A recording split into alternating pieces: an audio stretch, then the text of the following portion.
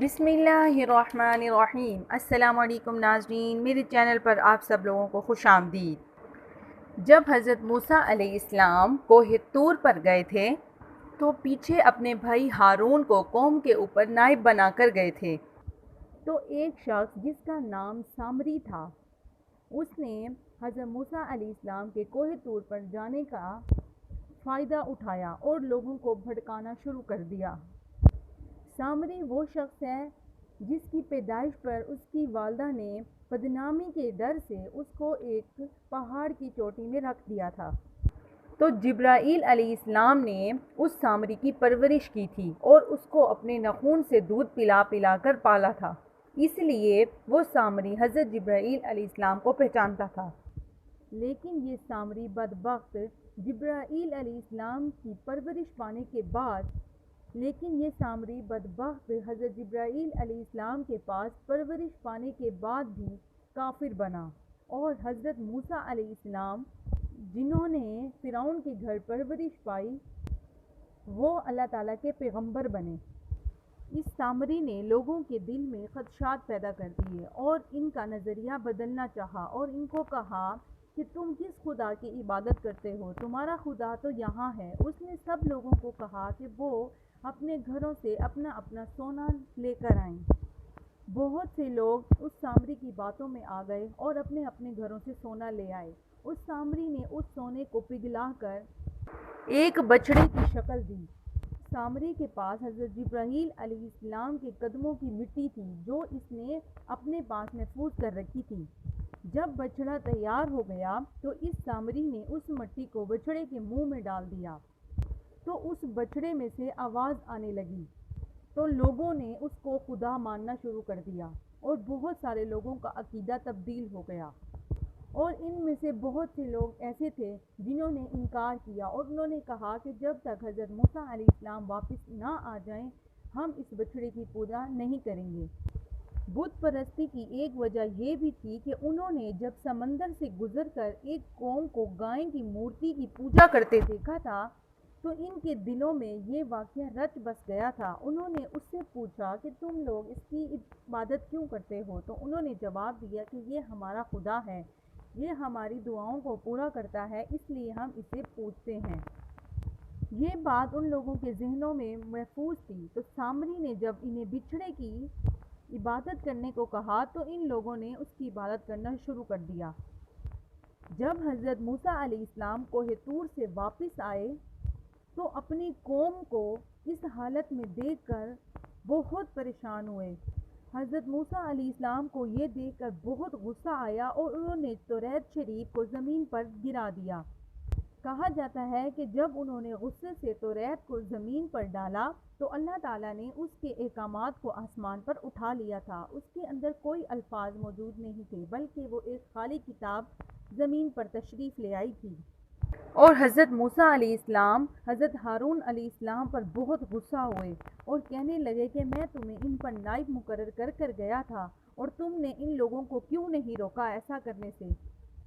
تو حضرت ہارون علیہ السلام نے جواب دیا، میں نے اس خوف سے ان پر سختی نہ کی کہ کہیں آپ یہ نہ کہیں کہ تو نے ان میں پھوٹ ڈال دی ہے اور بنی اسرائیل کے درمیان، یعنی کہیں آپ یہ نہ کہیں کہ میں انہیں بت پرستی کی حالت میں چھوڑ کر تیرے پاس چلا آیا، حالانکہ آپ نے مجھے ان پر نائب مقرر کر رکھا ہے۔ مورتیوں کی پوجا کرنے سے منع کرتا تو یہ لوگ مجھے مار دیتے۔ تو حضرت موسیٰ علیہ السلام تھوڑے سے نرم ہو گئے۔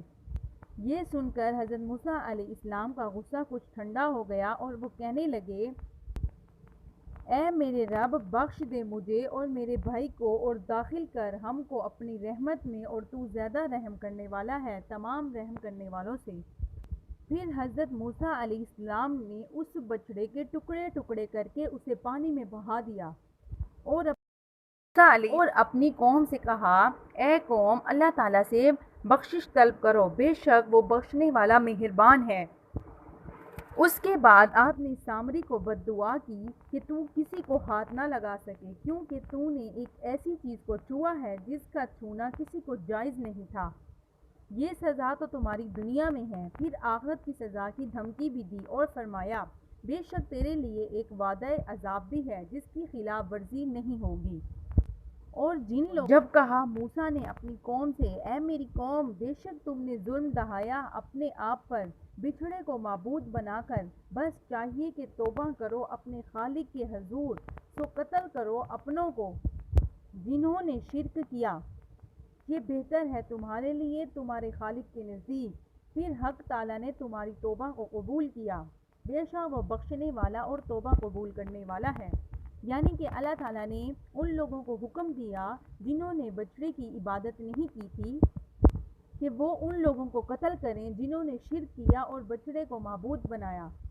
بنی اسرائیل جب رات کو سوئے اور صبح جب بیدار ہوئے تو دیکھ کر حیران رہ گئے، کچھ لوگوں کے ہاتھوں میں چمکتی تلواریں تھیں، یہ تلواریں معجزانہ طور پر ان کے ہاتھ میں تھیں۔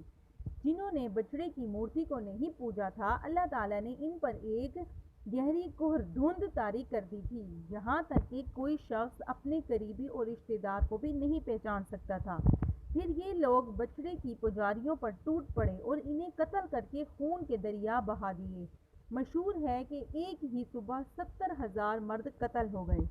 اس طرح اللہ تعالیٰ نے ان کی توبہ کو قبول کیا، بے شک اللہ تعالیٰ بخشنے والا ہے۔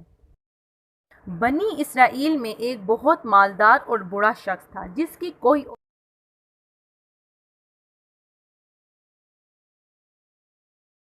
اولاد نہیں تھی۔ اس کے بھتیجے چاہتے تھے کہ وہ مرے تاکہ اس کی وراثت کا مال ان کے ہاتھ لگ جائے۔ ایک بھتیجے نے رات کو اس کے قتل کرنے کا فیصلہ کیا تو دوسری رات اسے قتل کر کے شاہراہ عام پر ڈال دیا۔ بعض روایت میں ہے کہ کسی اسرائیلی کے دروازے پر پھینک دیا۔ جب صبح ہوئی اور لوگوں نے لاش دیکھی تو اس کے بارے میں گفتگو کرنے لگے اور آپس میں جھگڑنے لگے۔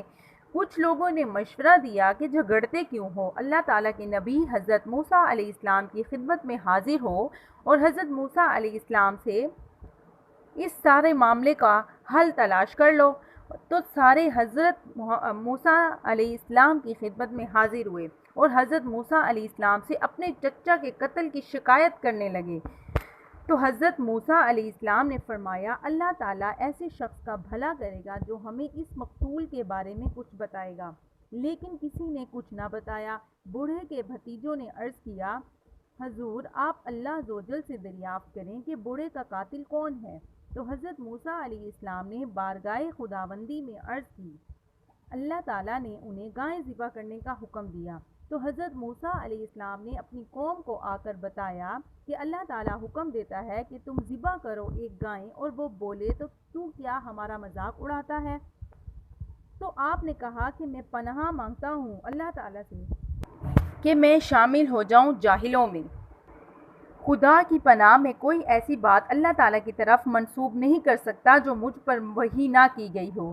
جب میں نے قتل کے بارے میں اللہ تعالیٰ سے سوال کیا تو اللہ تعالیٰ نے مجھے یہی حکم دیا ہے۔ لیکن بنی اسرائیل کوئی بھی گائے ذبح کرنے کو تیار نہیں تھے، اس لیے انہوں نے بے فضول حضرت موسیٰ علیہ السلام سے سوال کرنا شروع کر دیے اور خام خواہ ان پر پابندیاں عائد ہوتی چلی گئیں۔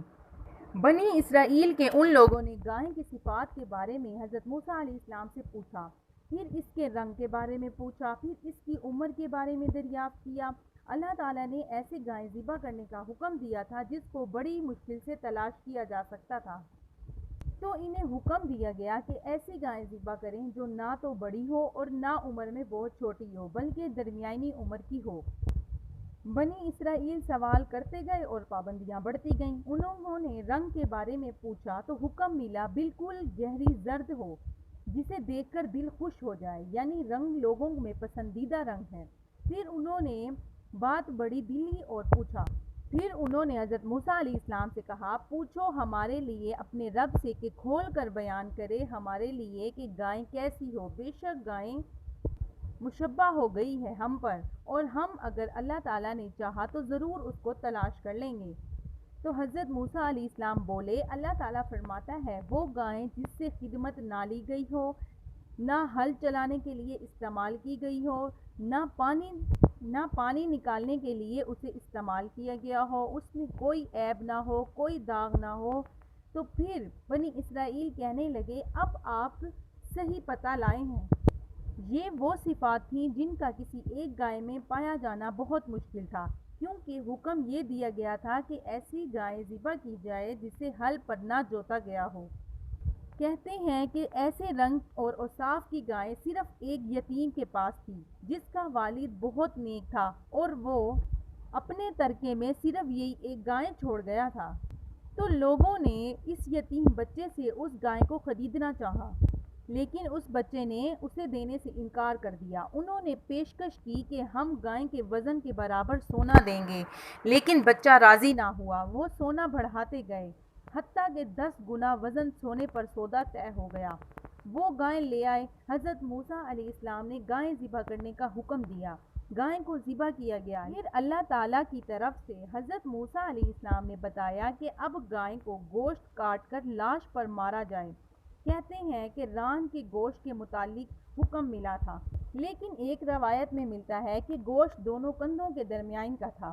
جب گوشت میت کے ساتھ مس ہوا تو اللہ تعالیٰ نے اسے زندہ کر دیا۔ وہ کھڑا ہوا اور خون اس کی شاہ رگ سے بہہ رہا تھا۔ حضرت موسیٰ علیہ السلام نے اس سے پوچھا، تمہیں کس نے قتل کیا ہے؟ اس نے جواب دیا، مجھے بھتیجے نے قتل کیا ہے۔ یہ کہہ کر وہ شخص پھر مردہ ہو گیا۔ یوں زندہ کرتا ہے اللہ تعالیٰ مردوں کو اور دکھاتا ہے تمہیں اپنی قدرت، نشانیاں، شاید تم سمجھ جاؤ۔ بے شک اللہ تعالیٰ ہر چیز پر قادر ہے۔ اللہ تعالیٰ جب کسی کام کو کرنے کا فیصلہ کرتا ہے تو صرف کن کہتا ہے، ہو جا، اور وہ کام ہو جاتا ہے۔ یعنی جس طرح تم نے دیکھا کہ حکم خداوندی سے ایک مردہ زندہ ہو گیا، اس طرح اللہ تعالیٰ کے حکم سے تمام مردے قیامت کے دن زندہ ہو جائیں گے۔ جب وہ چاہے گا بس ایک ایک مردہ اپنی قبر سے اٹھ کھڑا ہوگا، اور کچھ دیر نہیں لگے گی۔ جیسا کہ قرآن مجید کی سورۃ لقمان میں اللہ تعالیٰ ارشاد فرماتا ہے، تم سب کا پیدا کرنا اور قیامت میں اٹھانا ایسا ہی ہے جیسا کہ ایک جان کا۔ میں اپنی آج کی ویڈیو کو یہاں پر ختم کرتی ہوں، اور بہت جلد آپ کے پاس اپنی نیو ویڈیو کے ساتھ حاضر ہوں گی۔ میں امید کرتی ہوں کہ آپ کو میری یہ ویڈیو پسند آئی ہوگی۔ اگر آپ کو میری یہ ویڈیو پسند آئی ہو تو